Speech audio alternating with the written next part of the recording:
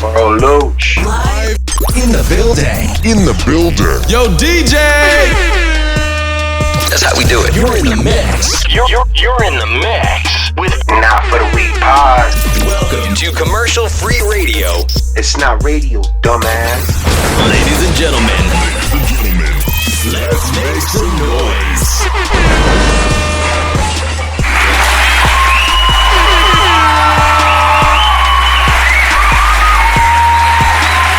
On the troll. This show will begin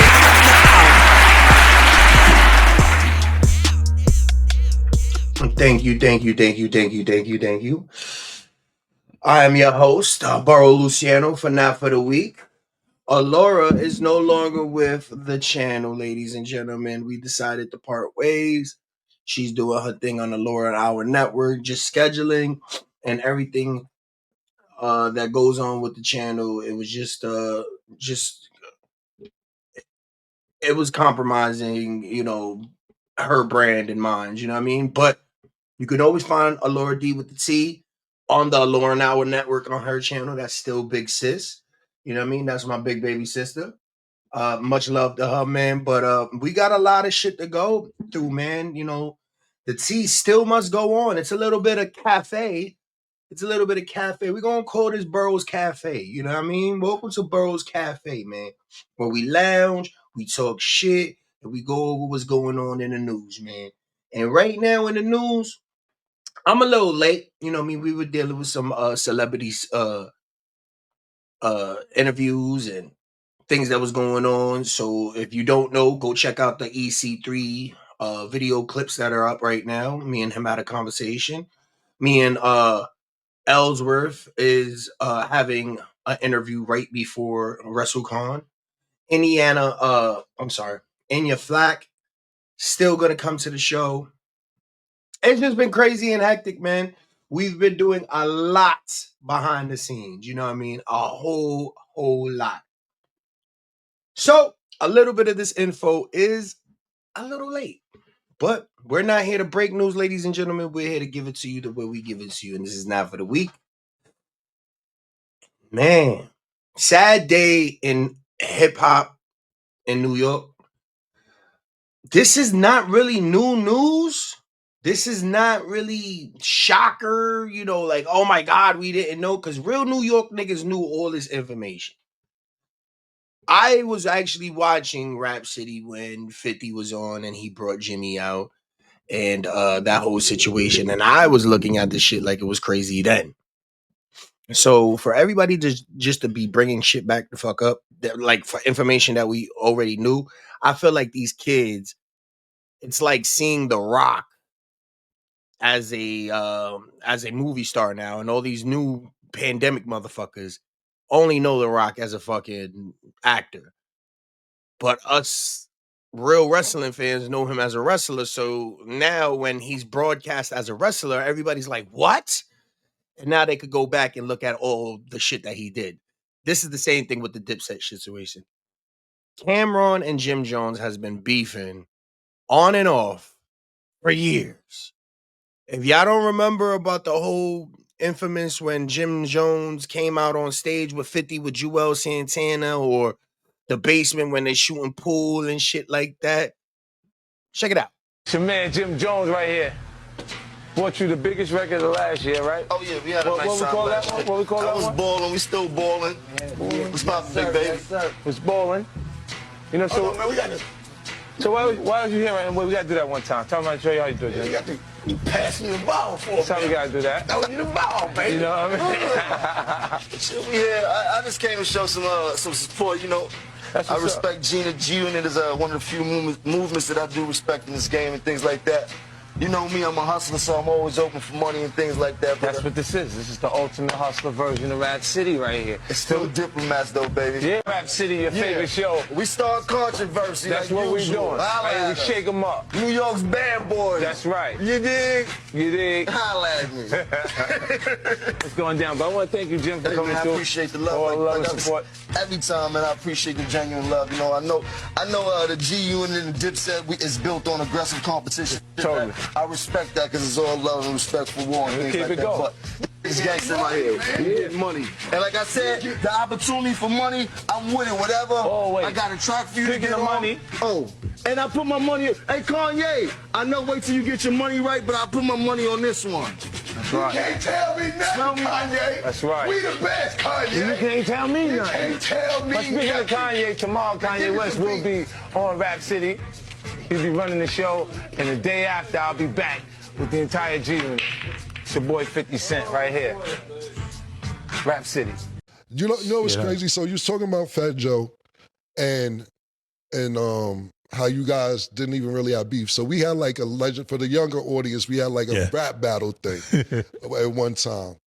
And 50, what you did, so we was having interior problems at Dipset. Nobody knew about this. Nobody knew that we was like not on the same page. Right. So when me and you were battling during our music thing, you got members of Dipset to come to your show.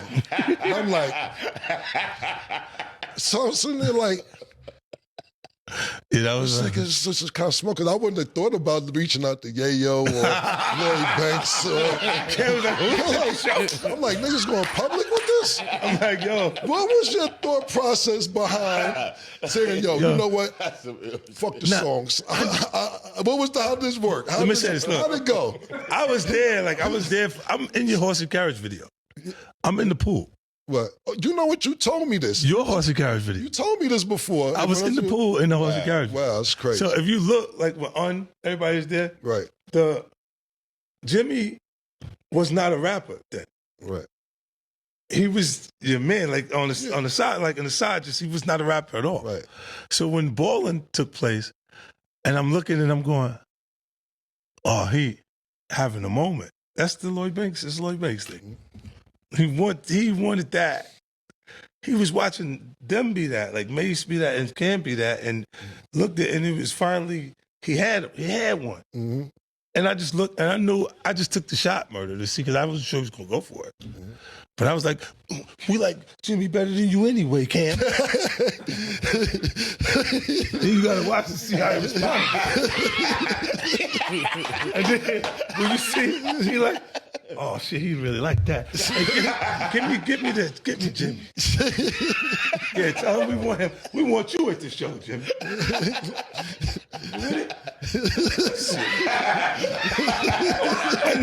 Yo, but that was one of those things I just threw it out and see what. And then when he bit to it, because it was like he was having a moment that not sure that was going to ever happen again at that point. And then he's going, for them, they had records that were, look, I always say this to certain artists, I go, damn, when is he going to have his moment? Like Fab, I said this to him. Mm-hmm. I said, damn, but you really, I think his, what's the name, Cuffing Season was that fun. But it wasn't it wasn't the hit like that because it was talking exactly about what was going on at the moment. But the way he brought La Marina and all of the stuff, it was the hottest joint. What was going on in that summer. exactly at the time. And the time. So I'm like, yo, I jumped on the remix because the director was going without us. Like, so I was like, yeah, nah, I'm right. I got you. I do that. And then like we performed that joint. How many times did we perform that record on tour? Yeah. A couple times. Because it felt like a 50 Cent record to me. Like I was like, this is a hit. Like, but he didn't have like for a lyricist, like a guy that's that intricate with the writing. He didn't have a full on moment that was like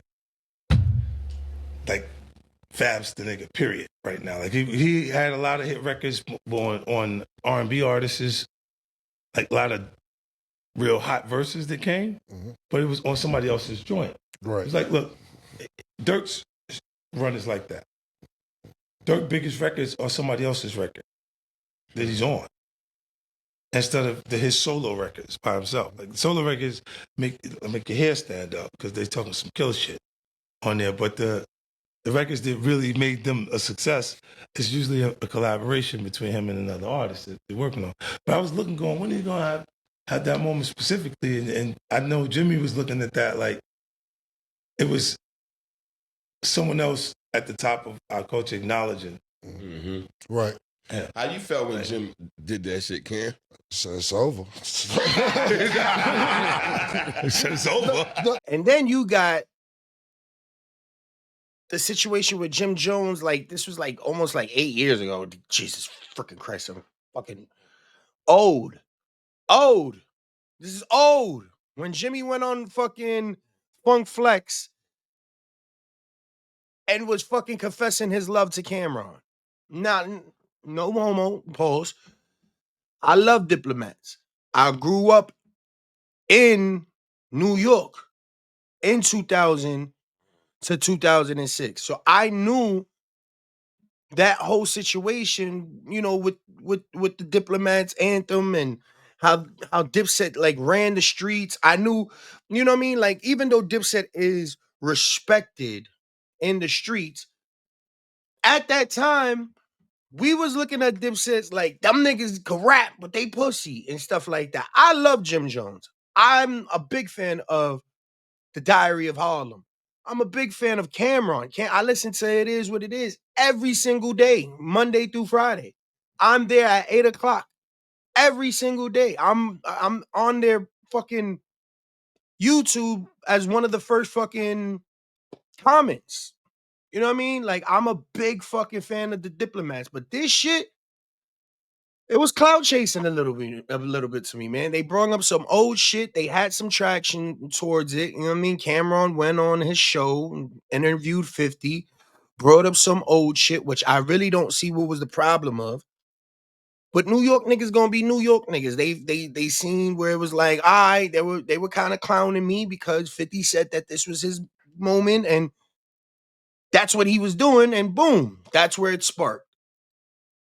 I don't really see this being anything other than a move so everybody can get on. Like, if you think about it, it was Cameron's, one of Cameron's biggest fucking, they were trending that whole like 2-3 days. Not saying that these men don't have product. Not saying that these ain't like some of my, like, I went to Fanatic Fest upset I couldn't see Cam. Upset that Mace wasn't gonna be there. Like, so I don't want to seem like I'm oh, Dipset is pussy. This is the things that was out there, like, because of all the stuff that they're putting out there. Oh, niggas ran on niggas. BMF ran down on these people. Fucking Jimmy got jumped in the ruckers and got chased out by Lil C's and like all of the True Life chasing Jim Jones around fucking the Lower East Side. This is all shit that's out there. And this is a lot of shit that they put on each other. Like, Cameron ran on Jimmy. Jimmy's not from Harlem. Like, we knew this. Like, if you was back in the days and you was like me, that I used to watch the fucking music choice and read the little facts that they had in the bottom, they would say Jim Jones is from the Bronx and grew up in Harlem. What does it matter? That's like me right now. Niggas say I'm not from the Bronx. Niggas right now say I'm not from the Bronx. I grew up, born and raised lightweight in the Bronx until I was 16 years old. Till I was 16 years old, I was growing up I grew up in the Bronx. I was born in Harlem, actually. I was born in Harlem. Harlem Hospital. I was born in Harlem, but my residence was in the Bronx. For 19 years, I lived in the same building, 3673. I was in the same building for years. I moved out of Ohio. After 6 months, I was no longer a New Yorker. Niggas is gonna say whatever you want. Everybody knows that Jim Jones is New York. It doesn't matter if you Harlem or, you know what I mean? First of all, y'all niggas is too old to be who's from where.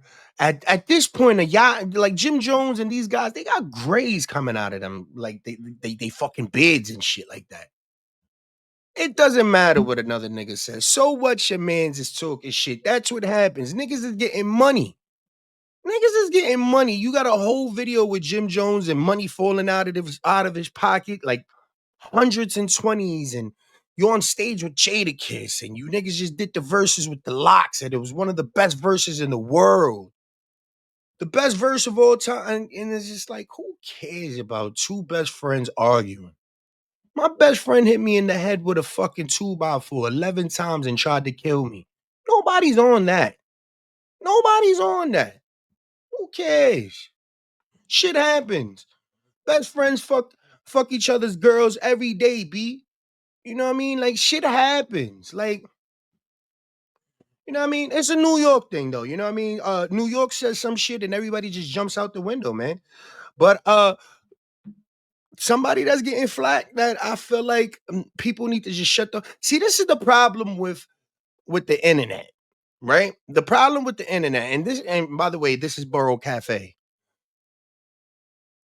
The problem with the internet is that you niggas that would have never had a fucking voice, and you niggas that would have never had an opinion in any circle, not even your own. You niggas didn't even have an opinion at home growing up with your brothers and sisters. You grew up, got a girl, didn't have an opinion there, and all of a sudden the internet got invented. And now all of a sudden you niggas got you motherfuckers got opinions that you can voice. And some people might actually look at it because there's another motherfucker in the world that's just like you and want to go out there and agree with you. Now you two feel like somebody.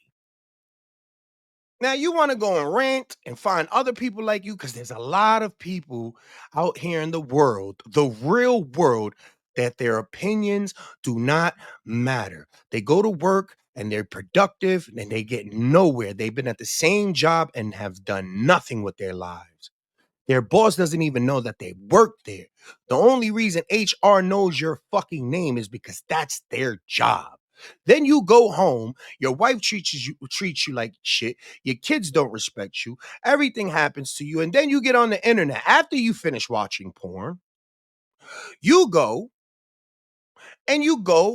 on a social media network or social media site like fucking Facebook or Instagram, and on these things it says, what are your thoughts?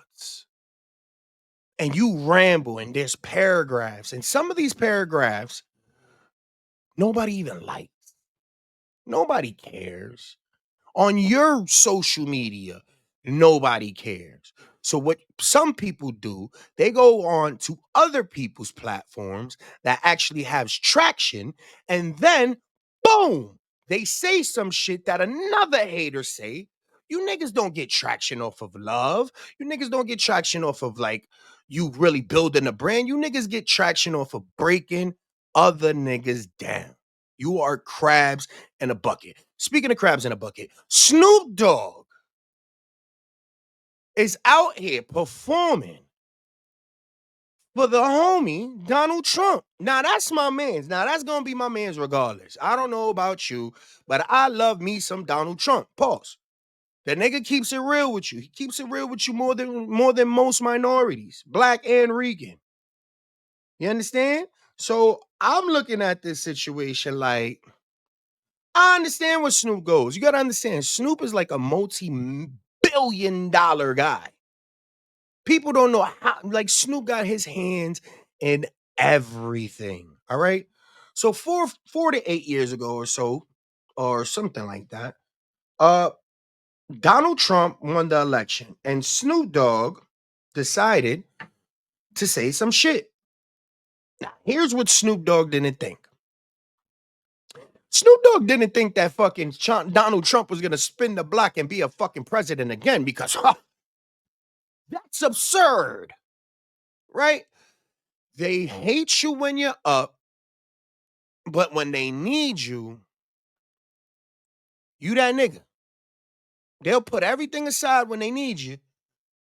But all right, so let me explain what happened. There was a guy on Devereaux, Willie something. I don't know names. We're not gonna go and act like I know that he was a dude that put in a lot of work for Death Row. And Trump, as a real one, even if he just did it for the love of the hood, he released a man that was guilty of some charges. He pardoned him. That was Snoop Dogg's man's. And still today, Snoop Dogg's man, probably really holding Snoop Dogg down in the streets when it comes down to this death row shit, making sure shit stays in line the right way, right? Donald Trump did that for a man that represented and held down Snoop Dogg when Snoop Dogg was Snoop Doggy Dogg. You know, all the one gin and juice, that motherfucker. Murder was the case that they gave me. Yeah, that motherfucker. He pardoned his mans. But we don't look at that. We don't look at all the real shit that Donald Trump did where he deserves his do-rag. We don't look at that shit, man. Not only that, right? Not only did you release my mans, I got sponsorships and endorsements by all of your friends. I'm nationally known. I am Snoop Dogg. Everybody loves me. I can step in any white fucking room, throw up Crip, and say, nigga, buy my shit, and all the white people are gonna buy that. You really think that Snoop Dogg is gonna motherfuck that up for one of you niggas? Get the fuck out of here. Beat it. Do something with your life, because it ain't this, brother. All you niggas need to back the fuck up. Snoop Dogg is doing what's best for Snoop Dogg. And I think a lot of you people need to take that into consideration and start doing the same. Start doing what's best for you. Because the same people you're going to go take a charge for, the same people that you think you're going to ride or die for, the same people that you would do and give your last, they will turn around and look at you like you are dumb when it's time to return the favor. Trust me, I know. The same niggas that you love, the same ones that you would lay down and die for, would think about it when it came time for, and probably wouldn't do the same. 9 times out of 10, the next nigga that you love and this is women, this is men with friends, this is everybody in the world. Nobody loves you. This isn't a diss. Nobody loves you.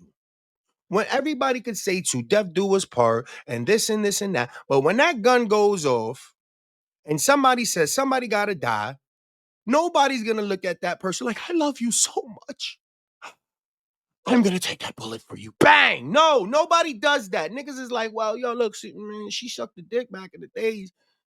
I can't forgive it, and this is the time to cash in. Trust me, brother.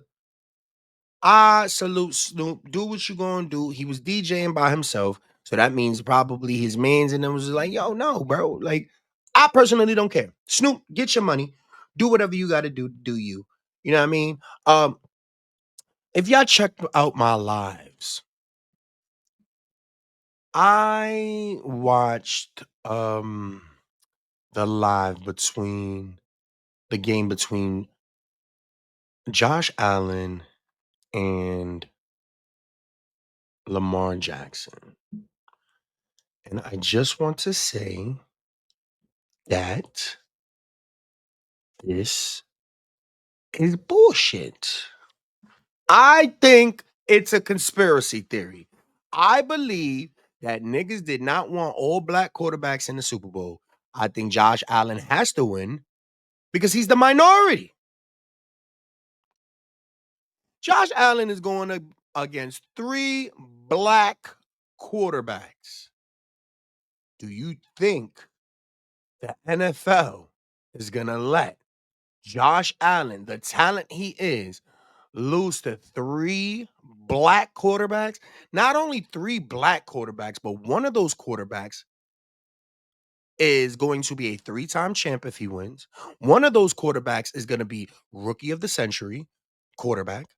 And another quarterback is going to lead his team into the best division win and storyline for their running back of all time. It's no matter how you win it, if the Bills don't win this, yeah, it's a fucking story wherever you go. But if Joshua Allen wins, he's just a great fucking quarterback. He's just, you know what I mean? He's a fucking great quarterback. That's it. There's no storyline. He's just a great quarterback. He'll probably do it again sometime down the line, but hey, you tell me if I'm bugging. Saquon Barkley is amazing. One of the best running backs, I believe, in the last decade. I'm going to say one of the best because there's so many that were really good, but Saquon is the most sensational. Saquon is the most consistent. I believe that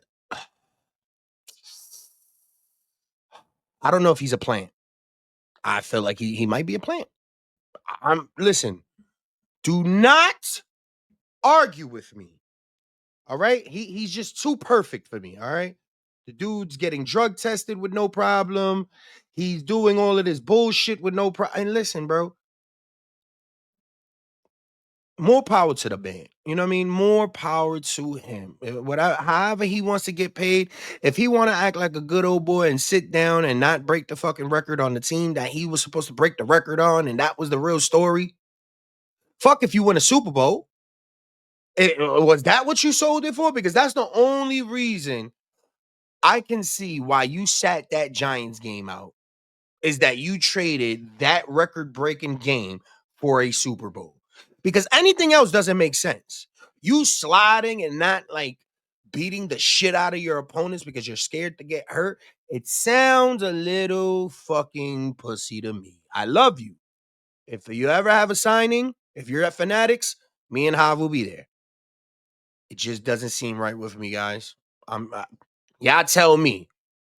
Does Saquon Barkley seem like a fucking plant? Because if he doesn't win the fucking World Series, I'm sorry.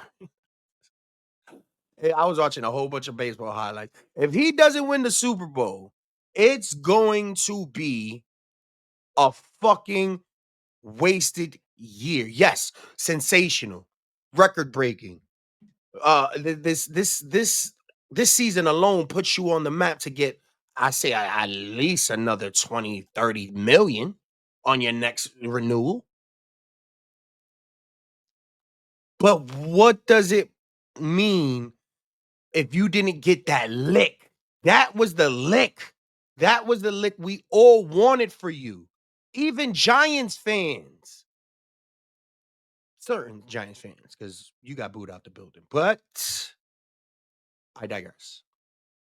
Saquon, I love him. I'm going to get a jersey just because he's amazing and sensational. But if you ask me, it just seems a little plannish. Seems like they want certain players to be who they are, and then they want to hold back certain players, but still put them out there like a fucking beast. So I'm demanding a Philadelphia championship this year. So they got the Redskins, aka the Commanders, this week. I'm going for the Commanders just because their quarterback is crazy right now. Like, crazy right now. It's all up in the air, man. Whoever wins, I'm not going to be mad. So this is the Final Four that we all look forward to.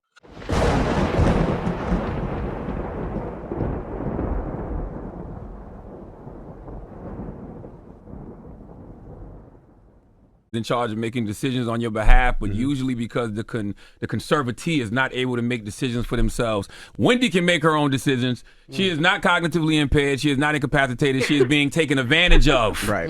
Wendy, tell us what's going on. First of all, to start with, my niece Alex knows a lot as well, you know, but I am not cognitively impaired, you know what I'm saying? No, but I feel like I am in prison. You understand what I'm saying? I'm in New York City, right?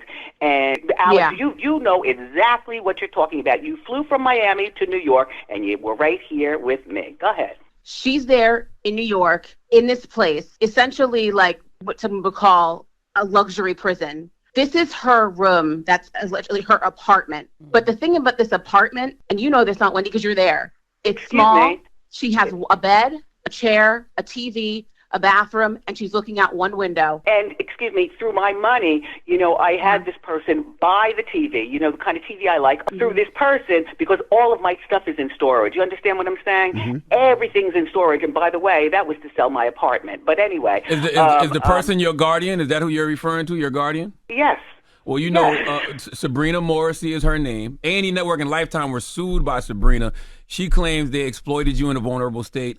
They exploited your condition, and I'm putting condition in air quotes. You signed to do that documentary without your consent, but A&E and Lifetime countersued and said that Sabrina realized the documentary would question the quality of her own guardianship. It actually says in the lawsuit, it appears that Morrissey is misusing her position as a guardian of Williams to silence criticism of her controversial and failed administration of the guardianship. They even used the words guardianship abuse. What do you think of that? Me and the person that you were just talking about, this guardian person, we watched that 4-part thing on TV together. She was the one who wanted to do that. So I'm watching and writing things down, and she's watching and writing things down, and I saw all of that, by the way. And what do I think about being abused? Look, this system is broken. This system that I'm in, this system has falsified, a lot. You know what I'm saying? You know what I'm saying? They said you're cognitively impaired and you're incapacitated. Do I seem that way? You've been calling me 5 times a day for the last 2 weeks. No, you don't seem that way. Right. I just want to underscore what you were saying, Charlene, as well, and that is this is still a legal situation. So, yes, there are things that my aunt just can't talk about. Yeah. There are things that we as a family can't talk about. That's right. But I think that the thing that we can talk about is the fact that my aunt sounds great. Yes. I've seen her in a very limited capacity, but I've seen her. We're talking to her. This does not match an incapacitated person. Not at all. And she, that's why we say she's in a luxury prison. Yes. Because she's being held and she is being punished. All I'm saying is just treat the woman with dignity. Absolutely. And Wendy Williams. What the fuck is wrong with her? Nothing. There's absolutely nothing. I think Wendy Williams was on some drugs. Wendy Williams had a moment. I think she knows some shit. And people are holding her captive. All right. So people got to understand when you go into these mental hospitals and stuff like that, it's not that they're trying to keep you away and they act like they don't know and Wendy Williams is getting lost in the sauce. This is what they do with everybody that does this. All right. My dad went to a psychiatrist, or I think he went in for a checkup or something. And then he told the doctors that he was so stressed out, he wanted to kill himself. And they locked that nigga up and threw away the key. And we couldn't find that nigga for at least 4 or 5 days. All right. And it was scary because no matter how much I cried, there was a door for the crazy people. All right. And some people really go in there that are not fucking crazy, that are just going through something at the moment. And they automatically just throw them in this place filled with these people, lock them up, and just they have to be numb to them because some of these people are really fucking crazy and they act normal. Now, with that being said, I lost my dad for 3 days, 4 days. And it was the most stressful shit because I'm calling everywhere. I'm calling everywhere for this man. Now, my dad is the most strongest person I know because he gets up, goes to work, does his job. He doesn't complain. He doesn't bitch. He doesn't moan. He goes to work, do his job, come home, and that's it. So the one vulnerable moment that this man had, the society switched up on him and treated him like a fucking lunatic. Now, this is my thing. How many stories are like this? All right. How many stories are like this just because my dad had a vulnerable moment with his doctor and they locked him up and threw away the key and now we couldn't find my dad? Now, Wendy Williams, that has a Miami home waiting for her, that has a family out there, she's in the media with it. You had to put yourself there and people don't just put you there, right? You don't just say, hey, there's no record of me saying, hey, I want to kill myself, or there's no record of, hey, we've seen you on film looking a horrible mess, looking crazy. So you're telling me nobody took care of you? At what point do you leave a person like that we're watching her deteriorate on film, on camera? on these platforms, we're watching it, and at first we're joking about it. We made a joke about the Statue of Liberty incident where she almost passed out. She's looking crazy. Some people saying that she deserves it for all the shit that she did and now she's locked up and her family can't get in touch with her, and now it's an issue. I need to know the facts. All right, because I heard the Breakfast Club interview and she sounded normal, right? But then as you're listening to the interview, you can hear where there's something wrong. Like you can hear it where she just keeps saying the same thing over and over and over and over. Like, okay. Now, like, let's be real. Like, she just kept repeating herself. Like, you're a DJ personality. Like, I know you're getting older, but something's wrong there. Something's wrong. And I agree that if she wants to go home and she has a family that's willing to take care of her, and she goes through the process of that, where she has, because she is a public figure, so there's ways to go around this, right? Like, I mean, we're getting dudes out of prison that's doing life because they're fucking Kodak Black. We're doing things that, like Young Thug is getting 15 years of probation because he's Young Thug. Like, can't we get Williams to like stay with her kid in Miami? What's the problem? If there's proof that she is mentally okay and stable to be in society, what's the issue? Because I don't want to release her to society and then she kills her daughter because whatever, and then we have Wendy Williams in social media for a whole nother reason. That's different. So I don't know. Let me know what you guys think in the comments. Like, share, and subscribe, man. Let me know what you guys think. This is Boro Cafe. All right, man. So tune in with the motherfucking with the comments, man. Let me know what you guys think. Let me know if you're praying for Wendy. Do you think she deserves it? Do you think Saquon is greatest of all times? Do you guys think fucking Jim Jones is a crybaby? Like, let me know what you guys think, man. This is Boro Cafe. Outs.